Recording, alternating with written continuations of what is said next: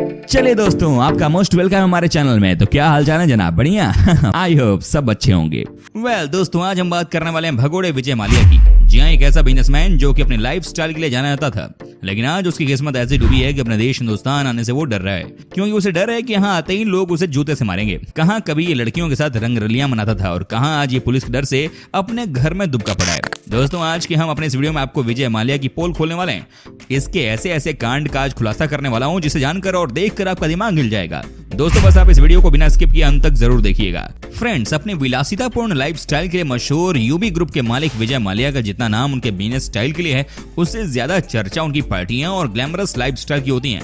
Kingfisher का slogan the king of good times वास्तव में उनकी जिंदगी से जुड़ा रहा है और विजय माल्या कभी भी अच्छे समय का मुहताज नहीं था। एशिया के सबसे स्टाइलिश सीईओ माने जाने वाले विजय माल्या आज दिवालिया होने के कगार पर माने जा रहे हैं।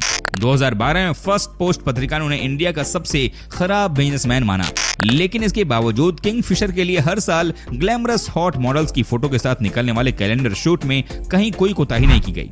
उनकी ग्लैमरस खर्चीली पार्टियों पर कहीं कोई असर नहीं दिखता। 4 साल की उम्र में अपने पिता से पहली फेरारी कार पाने वाले विजय माल्या का विलासित भविष्य तभी दिख गया था, आज भी वो ज्यों का त्यों है। यूबी ग्रुप से जुड़ना। 1983 में अपने पिता वित्तल माल्या की मौत के बाद 28 साल की उम्र में पूरे यूबी ग्रुप का भार संभालने के बाद विजय माल्या ने उसे नई ऊंचाइयां दी। यूनाइटेड बेवरेजेस ग्रुप से जुड़ने के बाद विजय माल्या ने इसकी कई शाखाएं खोली।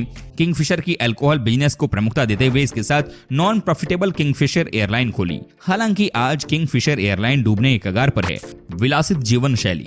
विजय माल्या की विलासित ग्लैमरस पार्टियां बॉलीवुड से लेकर हर बड़े घराने के लिए ब्रांड पार्टी है। दिवालियापन के कगार पर भी अपने वीआईपी और सेलिब्रिटी दोस्तों के लिए $60 मिलियन खर्च करके पार्टी देने में कोई हिचकिचाहट नहीं दिखाई दी। अपने बेटे सिद्धार्थ माल्या की 18वें जन्मदिन पर उन्होंने किंगफिशर उसे गिफ्ट कर दिया। हालांकि लोगों का यही कहना था कि डूबी हुई कंपनी देखकर अपना भार सिद्धार्थ को दे दिया है। विजय माल्या ने 6000 करोड़ का कर्ज किंगफिशर एयरलाइन पर होने के बावजूद माल्या बेंगलोर में भव्य किंगफिशर टावर बनवा रहे हैं। आईपीएल में रॉयल चैलेंजर्स बेंगलोर को लेकर भी वे खासा चर्चा में रहे। हालांकि ये सब विजय माल्या के विलासित शौक के साथ भी जोड़कर देखा जाता है, लेकिन ये उनके बिजनेस का बिंदास और बेतकल्लुफ स्टाइल रहा है। बियर बिजनेस से लेकर एयरलाइन बिजनेस शौक के साथ जुड़ा ये ग्लैमरस बिजनेस स्टाइल नजर आता है। विजय माल्या, शाही मिजाज और रंगीला अंदाज है इनका। एक बार एक यॉट में एक बिजनेसमैन ने पार्टी आयोजित किया था। उस पार्टी में बड़े बड़े लोग शामिल हुए।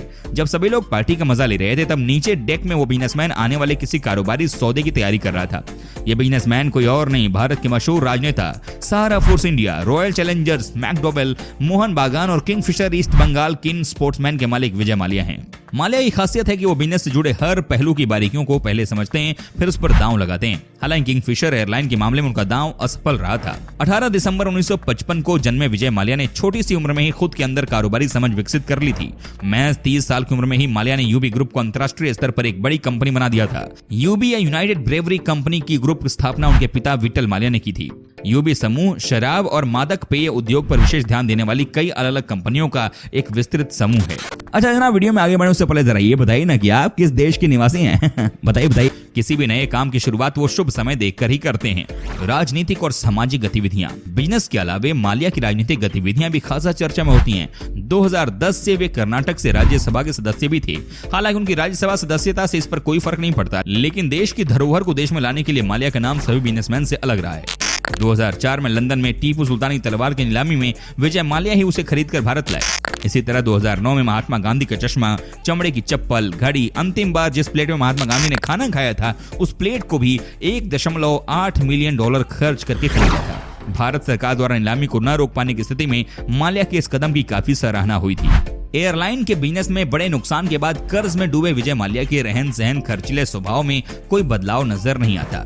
आज भी पहले की तरह पार्टियां देना, बिंदास और बेपरवाह जीना भी एक प्रकार से विजय माल्या के साथ जुड़ा विवाद ही है। बिजनेस को ग्लैमर से जोड़ना एक प्रकार से माल्या की देन है। कूटनीतिक मोर्चे पर भारत को बड़ी कामयाबी मिली है। बैंकों का हजारों करोड़ रुपए लेकर फरार हुआ विजय माल्या जल्द ही भारत लाया जा सकता है। ब्रिटिश कोर्ट पहले ही विजय माल्या के भारत प्रत्यर्पण पर मुहर लगा चुकी है। माल्या पर बैंकों के 9000 करोड़ रुपए नहीं लौटाने का आरोप है। माल्या पर मुंबई में बैंक धोखाधड़ी और मनी लॉन्ड्रिंग के केस दर्ज हैं। भारतीय बैंकों का करीब 9000 करोड़ रुपए हजम कर लंदन भाग चुके विजय माल्या एक बार फिर सुर्खियों में है। इस बार वजह उनकी वित्तीय अनियमितता या अय्याशी नहीं बल्कि कुछ और है। खबर है कि वो एक बार फिर से शादी करने जा रहे हैं। ये उनकी तीसरी शादी होगी। मीडिया सूत्रों की माने तो माल्या उसी लड़की से शादी करने जा रहे हैं जो उनके साथ 2016 में देश छोड़कर भागी थी। हालांकि उनकी शादी की आधिकारिक पुष्टि नहीं हुई है, मगर मीडिया रिपोर्ट्स के मुताबिक वो लड़की कोई और नहीं बल्कि पिंकी लालवानी है। ये वही पिंकी लालवानी है जो माल्या के साथ हर अच्छे बुरे दौर में खड़ी रहती है। माल्या पर लंदन में चल रहे केस की सुनवाई के दौरान भी पिंकी उनके साथ बैठी नजर आती थी। पिंकी लालवानी किंगफिशर एयरलाइंस के साथ एयर होस्टेस के तौर पर जुड़ी थी। बाद में किंगफिशर कैलेंडर के लिए किए गए कई फोटोशूट में उन्हें भी देखा गया।